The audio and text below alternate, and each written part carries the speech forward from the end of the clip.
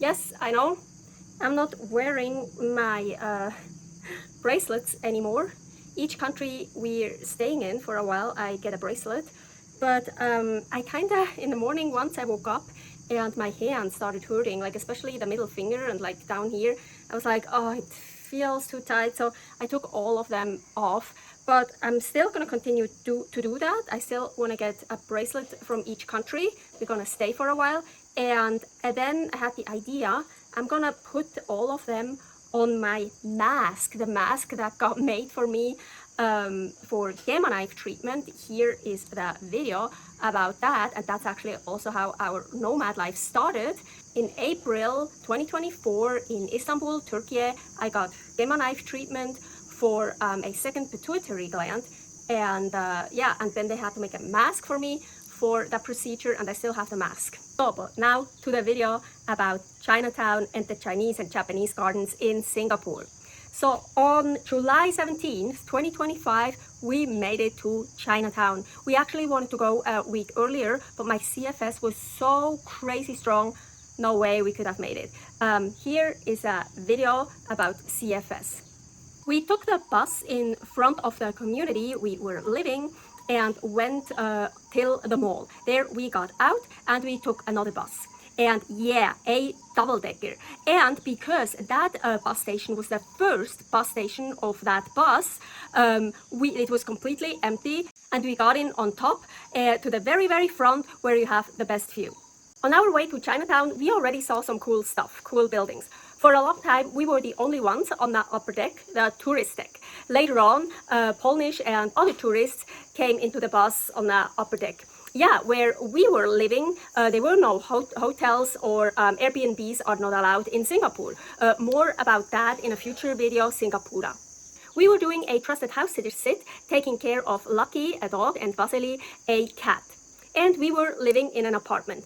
Here is the first video about trusted house sitters in Singapore. And while Girly, the cleaning lady, came over to clean the apartment, she did that every week. So while she was there, we said, let's go to Chinatown. We got out at the bus station Chinatown, and there were so many people and Chinese food everywhere. We started to walk for a bit and we tried to find a place where I could eat my food. I didn't eat anything yet on that day, and it got close to 2 p.m.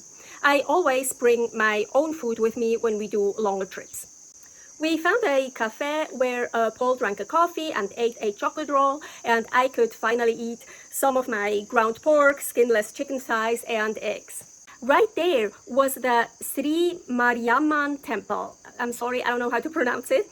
The temple is based on traditional South Indian Tamil temple and built between 1827 and 1847. So yeah, in Chinatown there were also a lot of Hindu buildings and stores. We were walking around some more and I found postcards in many places. And they weren't really cheap, but I had postcards already from our hosts. So for once, I didn't need to get any postcards. There was a dandan shop there. I couldn't believe it. I didn't know that. So cool. In the front, there were many really nice things to buy, but super expensive. And in the back, there were collectibles, not for sale. We also saw the Buddha Tooth Relic Temple, designed in the Chinese Tang Dynasty style. Apparently, the sacred tooth is kept in there, but we didn't go inside. At the Maxwell Food Center, Paul ate, by my request, the most iconic Singaporean traditional meal, Hainanese chicken rice. Of course, originally it's from the province Hainan from China.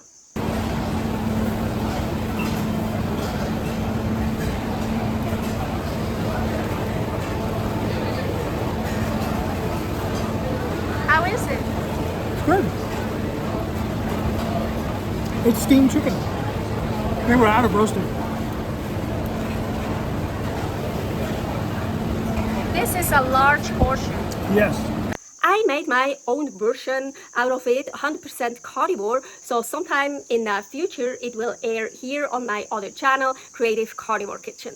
Yeah, I found another Chinese recipe I really wanted to make, well, in carnivore style, of course, and I needed some weird ingredients. Well, weird.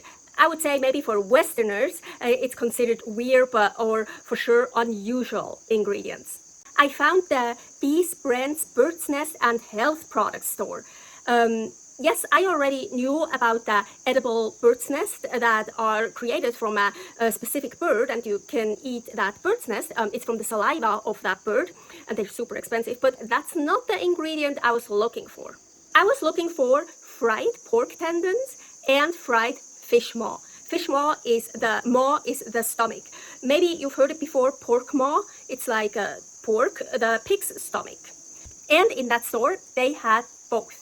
Yeah, so cool. Yeah, actually already before I found dried fish maw in a package somewhere else, but it was like 200 Singaporean dollars. So super expensive. But they also had them in a jar, and I asked how much would be just one, and also just one was like about 38 Singaporean dollars, so like super expensive, but dried, not fried fish maw that was required for my recipe. So I was like, hell no, and that much money I don't want to spend for that. So we kept looking, and we found that Bee's Nest store. And there at the Bee's Bird's Nest, I think that's how it's called, they had a fried fish maw, but also baked fish maw, and even cheaper. So I got a baked fish maw and fried pork tendons, and also some dried scallops and pork got, and Paul, I want to say, and pork got instead of Paul got, and Paul got powdered cordyceps. Okay, it took me a while to recover from the pork and Paul incidents, so Paul got powdered cordyceps for both of us. Yeah, so I fucking love that store. Here, all the stuff we bought from Chinatown. A spoon for me, $2.50, all Singaporean dollars. Chopsticks, $1. Paul is a monkey in the Chinese zodiac, and I'm a rat. My bracelet, $1. Bracelets were super expensive. It took me a while to find bracelets under $10. Then I found for $5 and then for $1. Paul's quadriceps mushrooms, $13.80. Now my goodies, dried scallops, fried pig tendon for $16.90. That stuff's expensive. I'm super excited. Fish maw baked, $10. So excited. I'm sure they use almost everything from that store for Chinese medicine.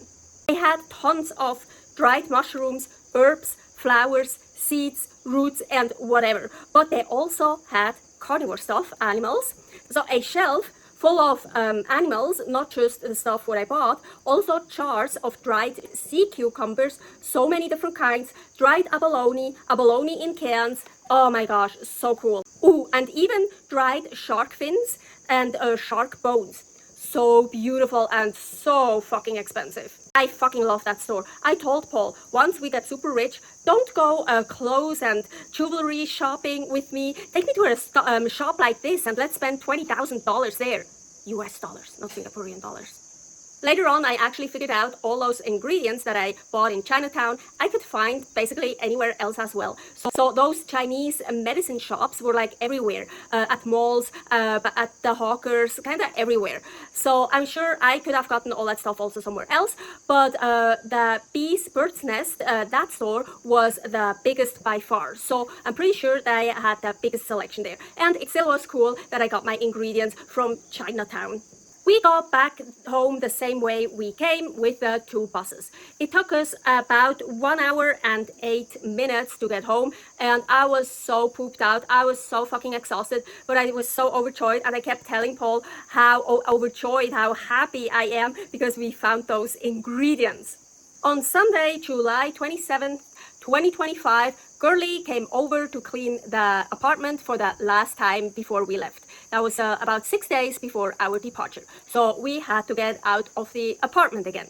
Across the street from the community we were living in, there were the Jurong Lake Gardens, and it was huge. I went there sometimes with Lucky for a walk, but Lucky didn't really want to go very far. So I had the idea on that day when Girlie came over to clean again, to go to the Chinese and Japanese gardens that were a bit further away from us. So we walked about 30 minutes to the east to the Chinese and Japanese gardens. It was a Sunday, so there were a lot of people around, but most of them were like having a picnic in the shade. Yeah, it was really hot too. It was a hot day. Yeah, we got there around 2:15 p.m., so in the middle of the day, and it was about 32 degrees Celsius, 89.6 Fahrenheit, and I'm pretty sure much hotter in the sun. So it was really hot and humid. Yes, we were sweating, but we came prepared. We brought our baseball caps and the umbrella.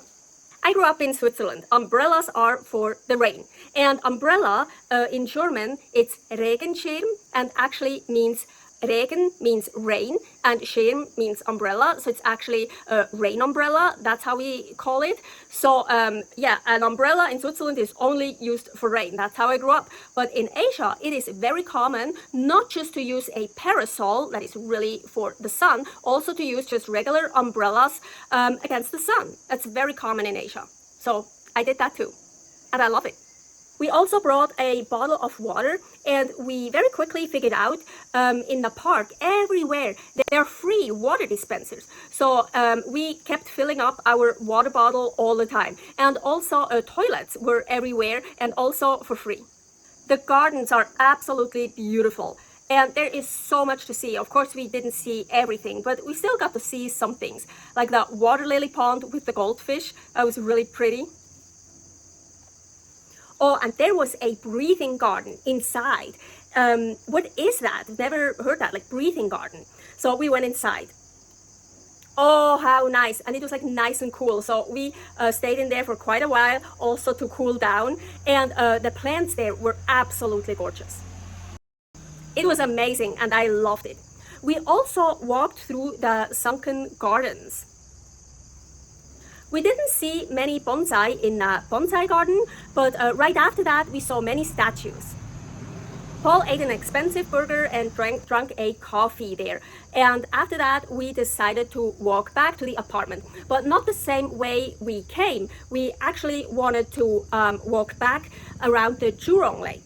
Beautiful. And on our way back it actually got a bit cloudy, so it wasn't so fucking hot anymore. We got home totally exhausted after walking 4.86 miles, 7.82 kilometers. I think the longest we walked so far during our nomad life was in Turkey, in Fethiye. That was 7 miles, 11.3 kilometers. But those almost 5 miles on that day were totally enough. Stay happy, stay healthy, stay mobile.